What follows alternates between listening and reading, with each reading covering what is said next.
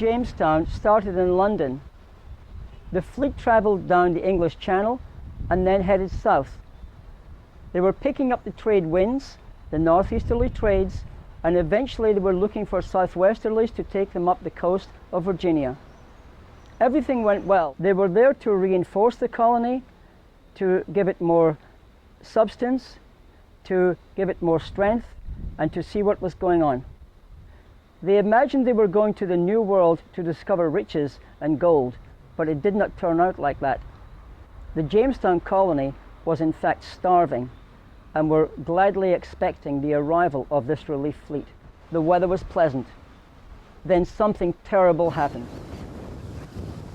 It was a day just like this, July the 28th, 1609, when the flagship of a relief fleet from England on its way to Jamestown, Virginia, struck a reef about 1,000 yards from where I'm standing now off this beach.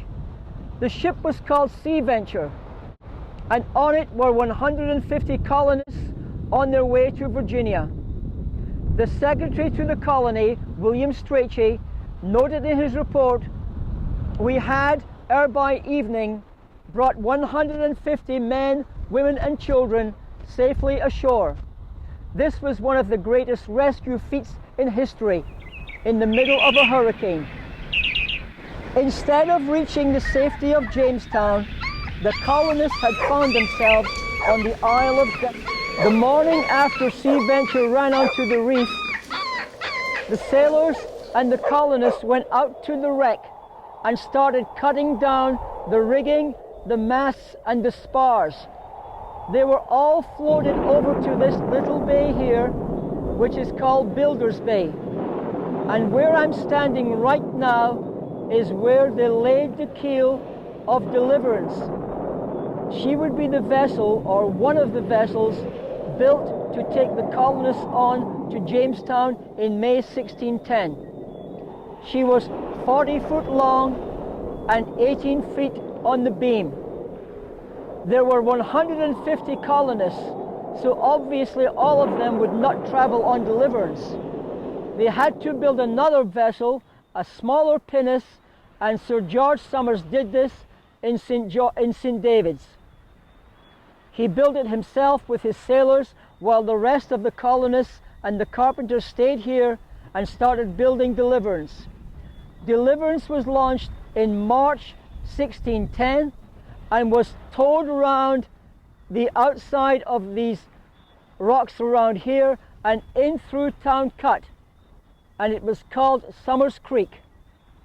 Both vessels sailed on to Jamestown in May 1610. I'm standing at Town Cut. On the map which Sir George Somers produced, this is called Summers Creek. This is where both Deliverance and Patience sailed out of in May 1610. In the ensuing hundreds of years, Town Cut has been widened considerably, but when they sailed out of it, it was a narrow creek and it was navigable only in parts. And in fact, Deliverance went aground just over here before she escaped, got off the reef, and sailed on to Virginia. This is a statue of Sir George Somers, sculpted by Mr. Desmond Fountain and unveiled about 25 years ago. Sir George Somers was born in Lyme Regis in Dorset in England. You can see that he is facing towards the northeast because he is facing towards the Sea Venture area, and called the Sea Venture Shoals, where his ship was wrecked.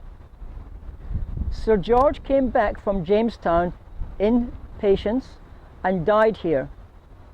His nephew Matthew took his body and sailed back to Lyme Regis in England in 1610, and he was buried in the same church that he used to worship in as a child. I am standing on a replica of Deliverance.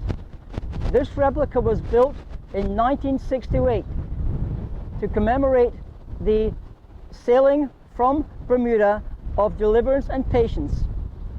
In May 2010, another ceremony was held here, along with a model of patience, to commemorate the departure of deliverance and patience to the colony of Jamestowne in May 1610. The journey to Jamestowne in deliverance and patience took about 11 days. Summers was there in Jamestown, Virginia for about 4 weeks, and then decided to come back to Bermuda, ostensibly to find hogs to return to Virginia with them. We think he also came back to Bermuda because he loved the place and wanted to claim it for the British Crown. When he arrived back here, he was not very well, and he died here in November 1610. In this area, there were pools of fresh water caused by rainwater coming from these hills round about. His nephew and the sailors brought his body here and removed his heart and organs and buried them somewhere in this area. This memorial was erected in 1876 by the legislature of Bermuda. Afterwards, Matthew Summers wrapped his body in one of the sails and placed it on Patience, and Patience sailed for England, a journey of about 4 weeks. They sailed up to Newfoundland first and then turned northeast. Sir George Summers eventually was buried in the small church in Wita in Lyme Regis, in which he worshipped as a child. This great lion of England, this marvelous sailor, this Sir George Summers, had finally gone home.